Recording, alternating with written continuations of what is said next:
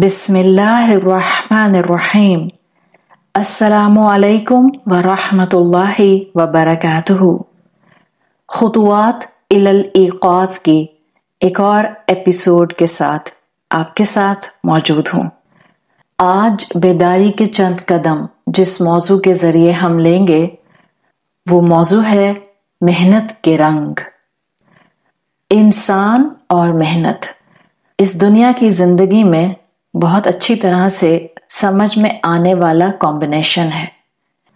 मेहनत किसी भी रास्ते पर की जाए रंग लाती है, चाहे ये मेहनत एक बच्चा करे या नौजवान करे या बूढ़ा करे, चाहे ये मेहनत अच्छाई के रास्ते की हो या ये मेहनत बुराई के रास्ते की हो, कुछ ना कुछ रिजल्ट ये अपने साथ जरूर लेकर आती है।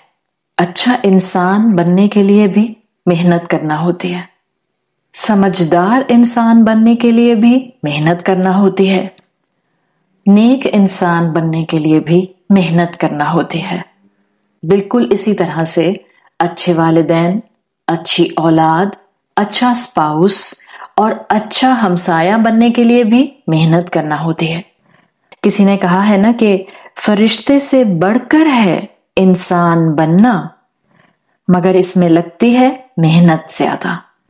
इसलिए कि फरिश्ता तो बनाया ही ऐसा गया है कि वो गलती नहीं करता, नाफरमानी नहीं करता, गलत रास्ते की तरफ उसकी तवज्जो नहीं जाती, उसका ध्यान अपनी जिम्मेदारियों से नहीं भटकता। लेकिन इंसान, उसको अपनी फितरत पर कायम रहने के लिए, उसको आसपास खैर फैलाने के लिए मेहनत करना होती है। अल्लाह ताला ने सूरत अल इसरा, सूरत बनी इसराइल की आयत नंबर 19 में फरमाया है, वमन अराद अल आखिरा, जो आखिरत का इरादा करे यानी आखिरत की कामयाबी का इरादा करे, वसअ लहा सअयहा, और वो उस आखिरत की कामयाबी के लिए कोशिश भी करे, स्ट्राइव करे, जद्दोजहद करे, वहुवा मुमिनुन, और वो मोमिन हो, फउलाइका काना सअयुहुम मशकूरा, और फिर उसकी कोशिश जरूर कबूल की जाएगी। अल्लाह कदरदान है उसकी कोशिश का, उसकी मेहनत का। सूरत अल इंसान की आयत नंबर 22 में अल्लाह ताला फरमाते हैं, इन्ना हाज़ा काना लकुम जज़ाअन व काना सअयुकुम मशकूरा, यकीनन ये तुम्हारे लिए रिवॉर्ड है, ये तुम्हारे लिए अजर है और तुम्हारी कोशिश को, तुम्हारी मेहनत को कबूल किया जाता है। तो पॉइंट क्या है? हम अच्छा इंसान बनना चाह रहे हैं, बेदारी के चंद कदम लेना चाह रहे हैं। हो सकता है आप में से किसी को ख्याल आ रहा हो कि मैं अच्छी बेटी, अच्छी बहन, अच्छी बीवी, अच्छी मां बनना चाहती हूं, मैं एक अच्छा इंसान बनना चाहता हूं। तो ऐसे में समझने की और ऐसे में याद रखने की बात यह है कि उसके लिए हमें मेहनत करना होगी। कोई भी बड़ी कामयाबी मेहनत के बगैर हासिल नहीं की जा सकती, और मेहनत ही इंसान को कामयाबी के रंग दिखाती है। अपनी इसी बात को आगे बढ़ाते हुए, अगर हम वाकई अच्छा मुसलमान बनना चाहते हैं, तो ऐसे में हमारे लिए कुरान एक बहुत यूनिक मिसाल बयान फरमाता है, जिसमें मेहनत के रंग आपको बेहतरीन और वाज़ेह तरीके से नजर आते हैं। यूं तो हम जानते हैं कि कुरान के अंदर अंबिया के किस्से हैं, रसूलों के किस्से हैं, मुख्तलिफ नेक लोगों के किस्से हैं।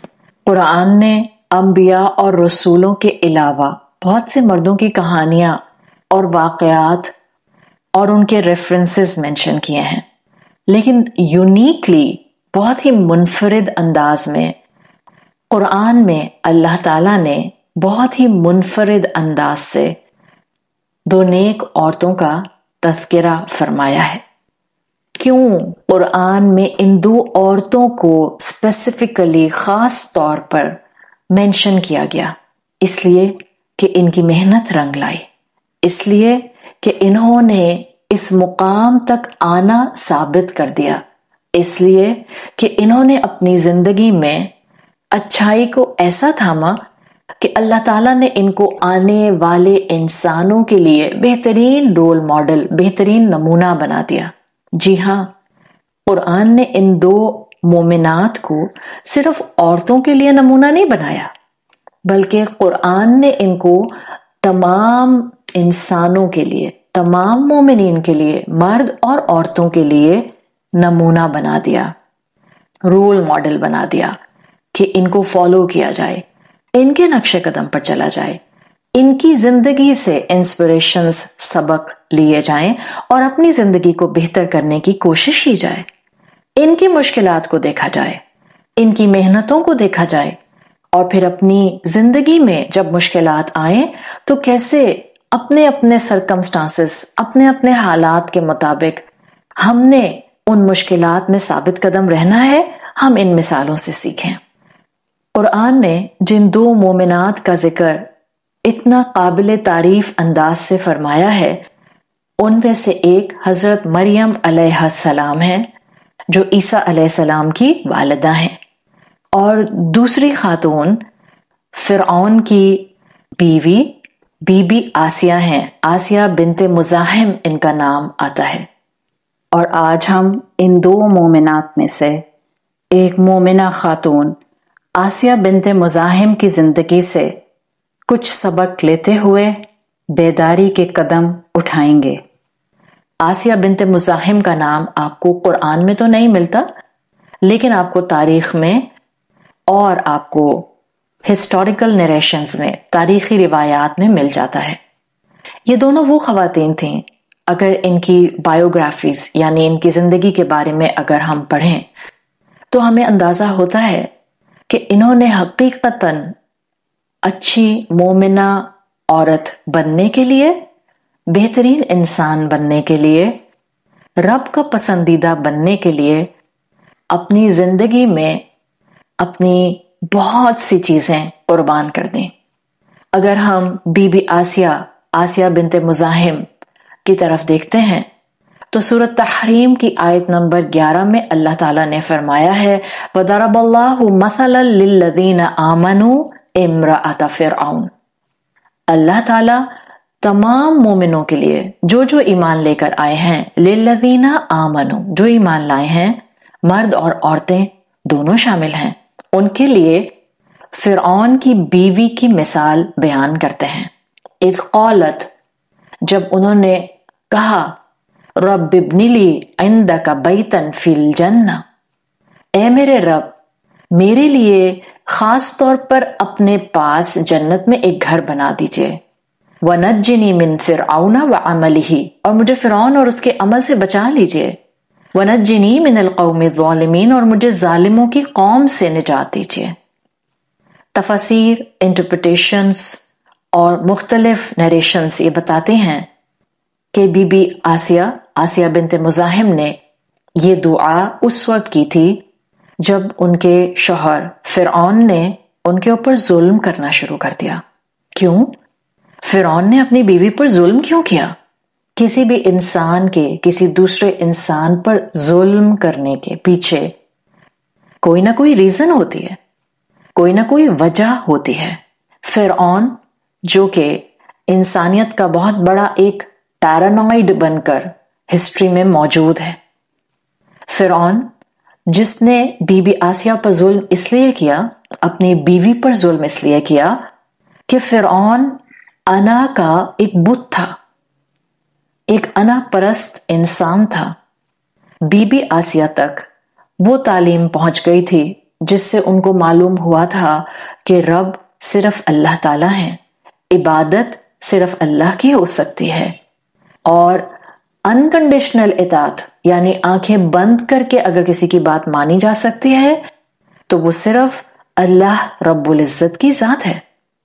فرعون کو جب اپنی بیوی کے بارے میں یہ پتا چلا، وہ فرعون جو اپنے آپ کو خود خدا کہا کرتا تھا، قرآن نے اس کا جملہ آیات میں محفوظ کیا ہے، وہ اپنے لیے کہا کرتا تھا انا ربکم الاعلی، میں تو بہترین، سب سے بہترین مالک ہوں۔ قرآن نے اس کی انا پرست طبیعت کو اس ایک جملے میں بیان فرما دیا۔ جب فرعون کو یہ پتا چلا کہ اس کی بیوی اللہ کو واحد الہ مانتی ہے، کل کائنات کا مالک مانتی ہے، اور وہ اس تعلیم کی طرف جا رہی ہے جس کے وہ سخت خلاف ہے، تو اس نے اپنی بیوی پر ظلم شروع کر دیا ہے۔ ہم یہ نہ بھولیں کہ بی بی آسیہ بنت مزاحم اس وقت کی فرسٹ لیڈی تھیں۔ ان کا معاشرے میں ایک مقام تھا، ان کی ایک ڈگنیٹی تھی، ان کا ایک رتبہ تھا۔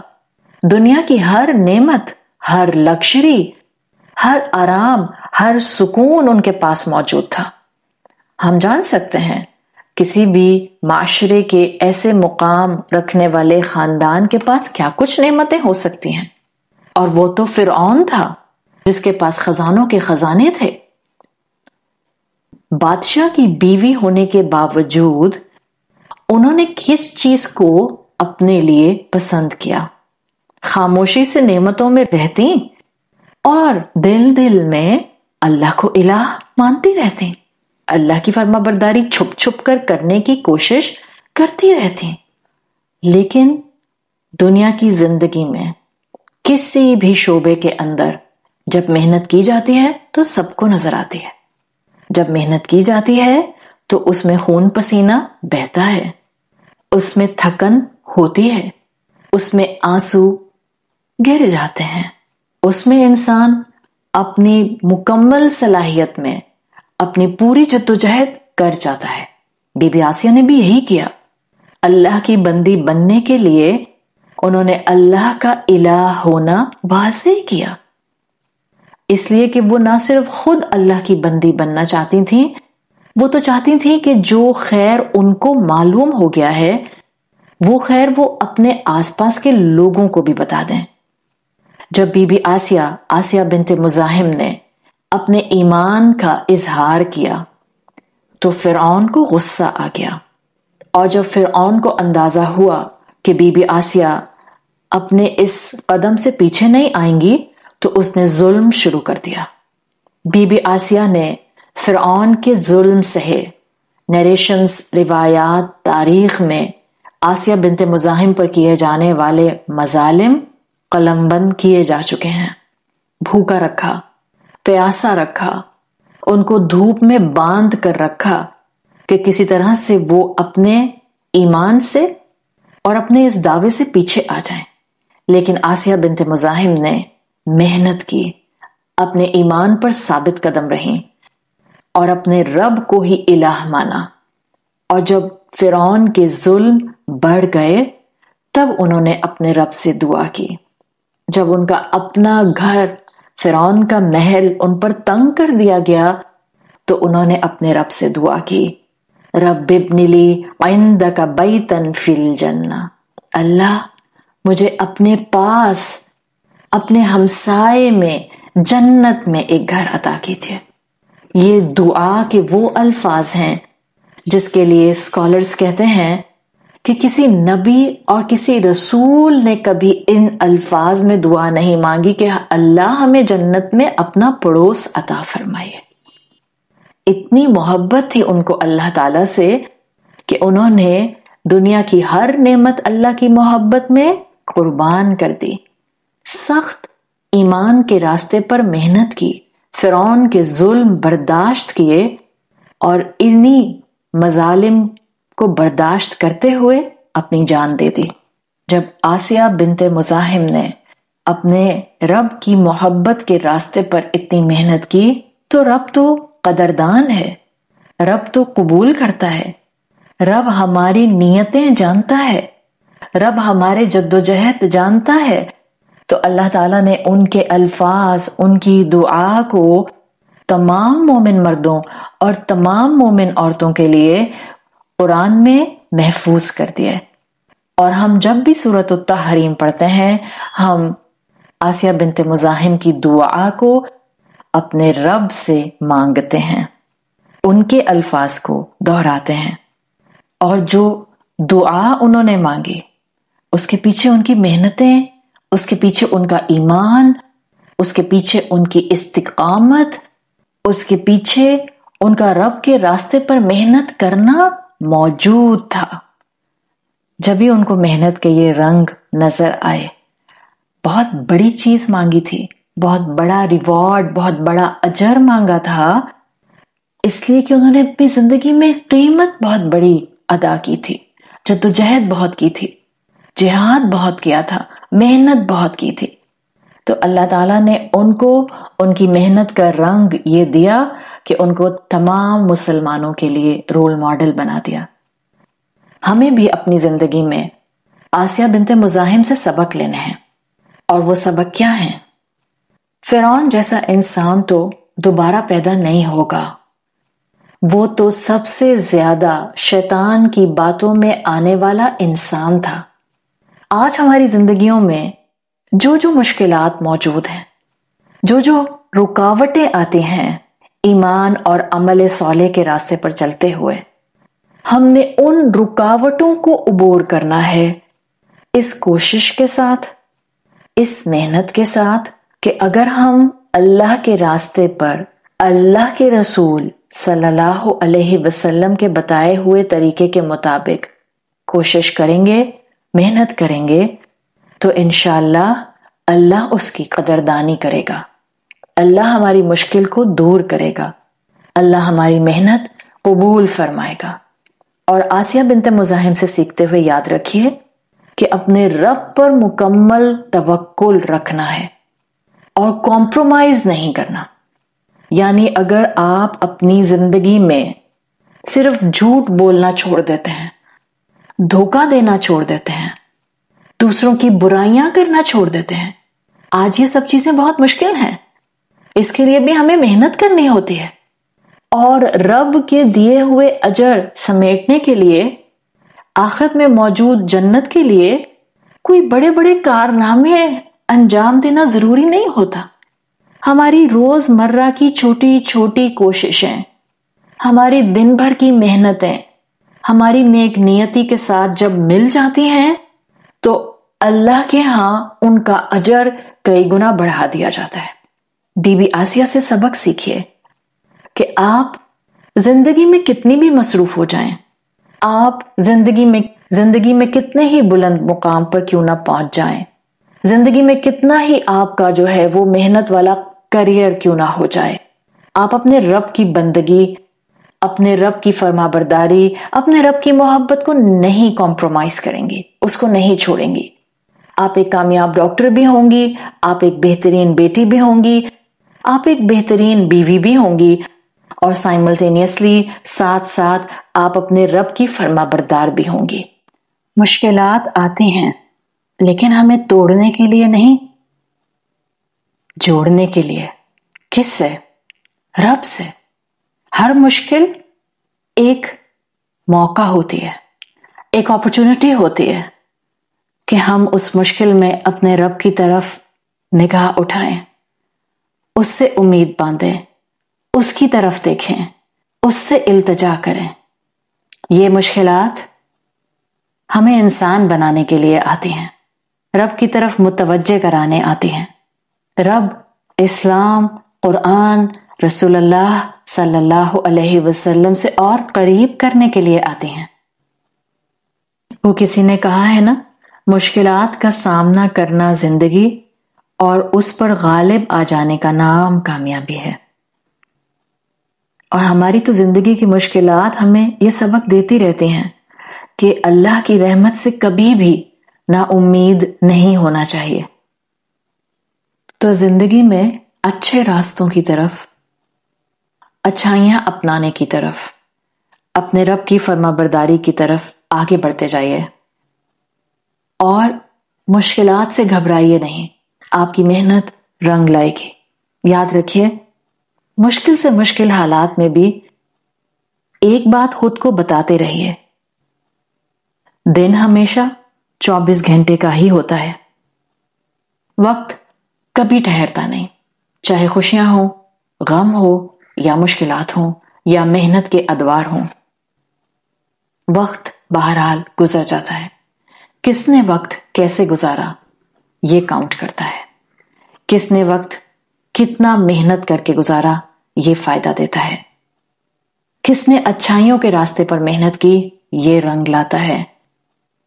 اور کس نے اپنے رب کا بندہ اور رب کی بندی بننے کے لیے زندگی میں نیکیوں کو سنبھالے رکھا اور ان پر استقامت اختیار کی، یہ کاؤنٹ کرتا ہے۔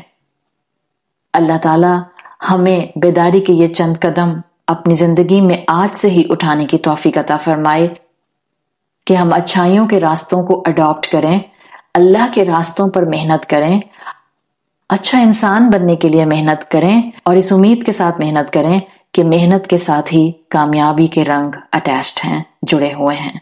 سبحانک اللہم و بحمدک، نشہد ان لا الہ الا انت، نستغفرک و نتوب الیک۔ السلام علیکم ورحمۃ اللہ وبرکاتہ۔